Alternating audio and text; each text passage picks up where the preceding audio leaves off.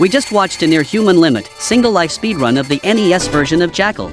Now, let's check out the arcade version with an even crazier speedrun time of 4 minutes and 55 seconds. What you're looking at right now is the arcade version of Jackal, released by Konami in 1986. It actually came out 2 years earlier than the NES version. The game doesn't have clearly defined stages.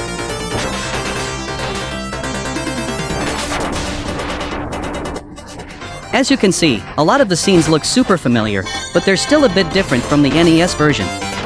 Let's quickly talk about the differences between the two. The arcade version has a much faster pace, and the graphics are definitely better than the NES version. Also, the missiles fired by our Jeep explode outwards at a 45-degree angle, which is different from the NES version.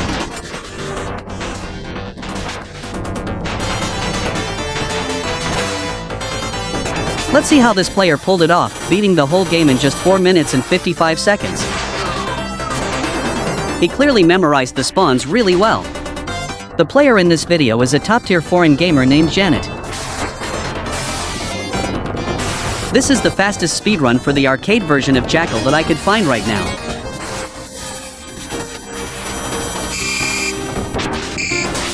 Difficulty-wise, I feel the arcade version is tougher. The enemies move faster, and their bullets fly way quicker than in the NES version.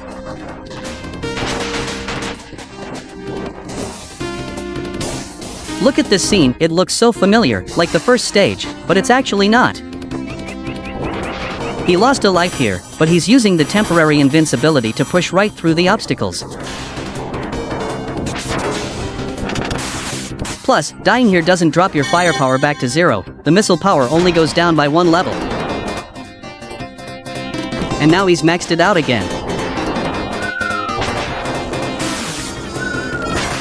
Alright, this looks like the scene from stage 4 of the NES version. Watch how cleverly he uses that invincibility to bypass obstacles. Every time you lose a life, you get a brief moment of invincibility. And this right here is the scene from stage 5 of the NES version.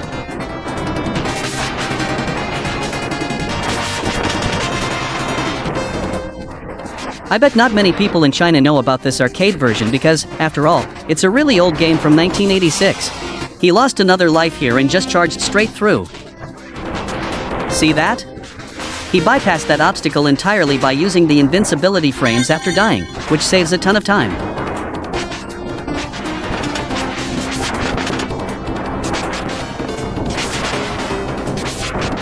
You still have to be incredibly careful when playing the arcade version.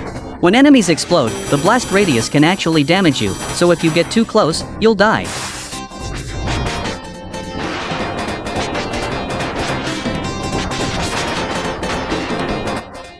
This is still the stage 5 layout from the NES version. Looks like it's almost over.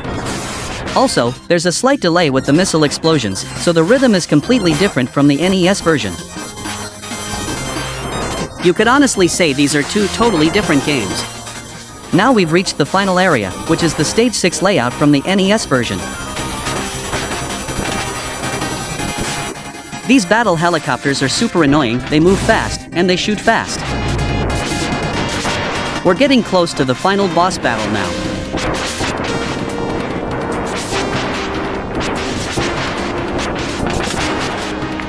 Compared to the NES version, the arcade version is actually quite short because it doesn't have bosses at the end of each stage. There's only a boss fight at the very end.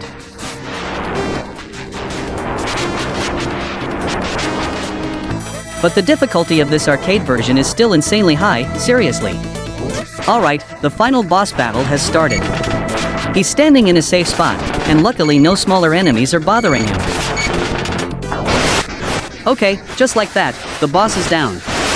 There's no second form giant tank like in the NES version.